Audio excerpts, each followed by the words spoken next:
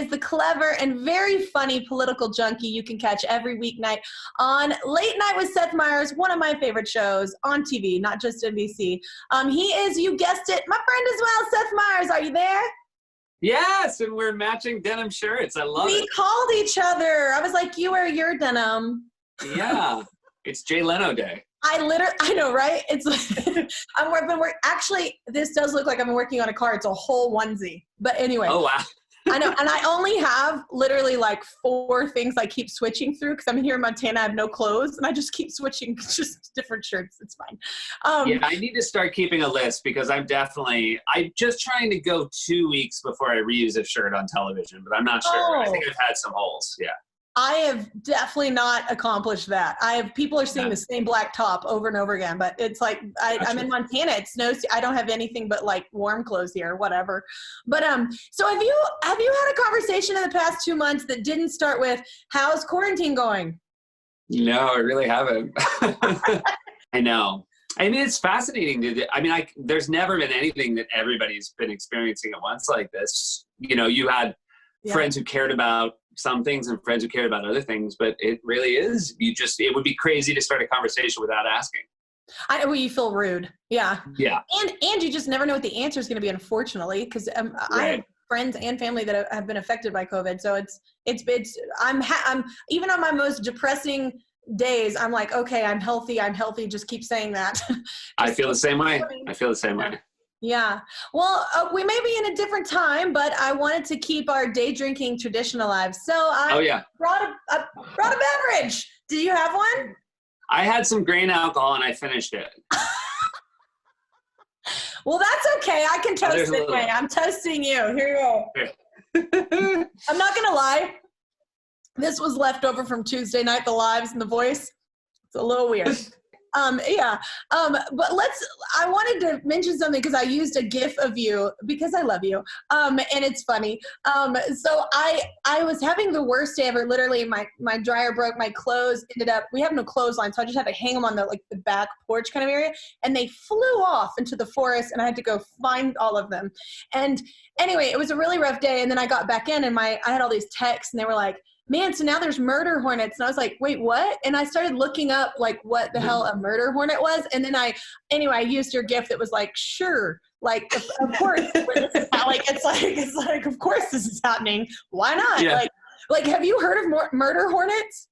No, I mean, I had I was like this weekend reading a newspaper article about it. And again, it was just one of those things. We did a thing on our show called Not Now Murder Hornets, which is we don't have the bandwidth to be worried about you at this moment. If you were looking to make a splash, murder hornets, you picked the wrong time. I think, you need to do it before or after a pandemic, in the middle of it. I think there are people who are at this point, would be terrified about murder hornets any other time that are now like, great, whatever, bring it on. Let's just have it all at once. I'm honestly and this happened to me the other day too. There was an earthquake here and I didn't know there earthquakes happened in Montana. And I was just like, when are the locusts coming? Everything is just it's just going to crap. I don't know what's happening, and it's not. That was a bad day. But anyway, I just thought it was funny because they're called murder hornets apparently because they decapitate honeybees. They just take their head off. Which I was like, of course we would have something called a murder hornet right now. How is it like doing your show from an attic? Why did you choose your attic? I'm curious. We moved around to a lot of different rooms. We were in a neighbor's garage, and that was a little cold and echoey. And then I tried a hallway, and that was, I looked a little bit like a ghost. And then ultimately this was both quiet, and also the kids couldn't get up here. And then just as it started, the older one got tall enough to lift the latch. And so every now and then, the stairs are sort of right there. Every now and then I'll see his little toe head pop up and just one of these. And it's really, the most embarrassing thing about this is my kids know I do a show. That's Daddy's job, is he does a show. And now I'm worried that they think that all the times I've left our apartment in New York to go to 30 Rock, they think I'm also just going into a weird little attic.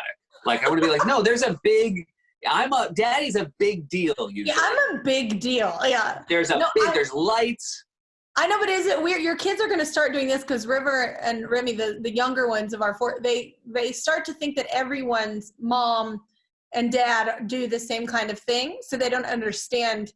They don't even understand it quite yet. They're 4 and 5, you know. So it's just like they kind of think like, well, everybody has a studio in their house, and everybody has a mom that sits in front of a camera and talks to them. Yeah. It's like it's such a funny thing to watch kids kind of. The funny thing will that when it's over in them, they will be able to say, "Why are you going to work? You did it at home." Yeah. I just think you want to leave us for 8 hours, and we'll have to sit them down and say that is why we want to be away.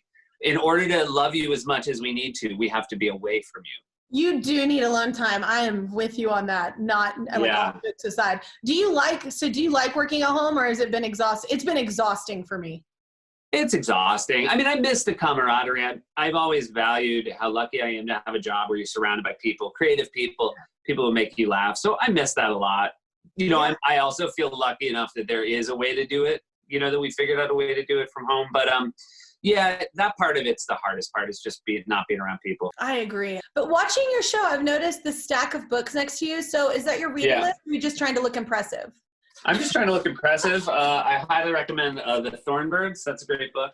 I've actually read that, and they made a series on it. I've seen miniseries. Yeah. Yes. 1983. This is a very little read. Thornbirds 2 More Thorns. I love it. And then almost never read Thornbirds 3 Things Be Getting Thornier. That was actually did a very series and read it. That's so funny. Very badly reviewed book. I love you for it. I basically, you know, I think that people have pointed out, you know, we're basically seeing everybody's bookshelf. Yeah. And that's just way too much. I don't want to reveal that much about myself. So it's mostly every book I've put up has been like either books I love or a joke. Like I put up Common Sense Pest Control. I thought that was which I was happy. I'm going to start doing it, and I'm going to put like my favorite childhood ones, like my Roald Dahl like collection or something. I think, and again, I don't know. I don't want to judge too hard because I've never written a book. And if I wrote a book, I might very well want it behind me. But I think it's funny the amount of people who their book is behind their own thing. Isn't it the worst though when I'm so bad at that in general in this industry, like even for now 20 years, I'm so bad at promoting myself. I hate it. I feel like such a tool. Like even if it's like my song or I'm just like, yeah, I mean, listen to it or don't, or like read my children's book or don't. Like I'm like the worst salesman ever. But I laugh at that too. Or when you go to someone's house and there's just like a wall of all their accolades, like right when you walk in. And there's nothing wrong with it, but it's always like, mine's like attic.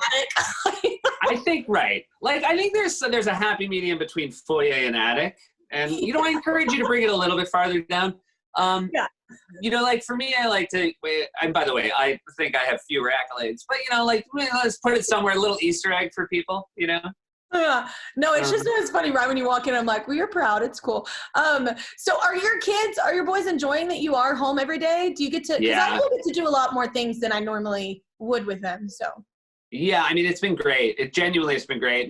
And out of necessity, we have to upload the show a lot earlier than when we shoot it in the studio. So I have way more time with them.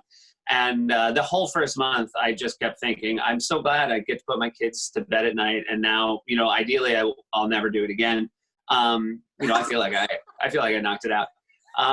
Also, my son, the 4-year-old, does like an hour of Zoom a day for school because, you know, he's just 4. No, my kid. Today he yelled because he pressed something on. He was zooming on an iPad and he screamed that he had turned it off. And then I went down to fix it, and he was just sitting, his pants off. And I was like, did you take your pants off after you turned it off? And he goes, yeah. And I was like, thank God, because you might be on a watch list. So let's get your pants back on and turn. That's one of the most amazing things to see, like reporters, like from their home. Like the one guy was in his shorts and he had no idea the screen was that wide. That's amazing. Yeah. Subscribe to my channel. Subscribe to my channel. Subscribe to my channel. Subscribe to my channel. Please don't make me keep going.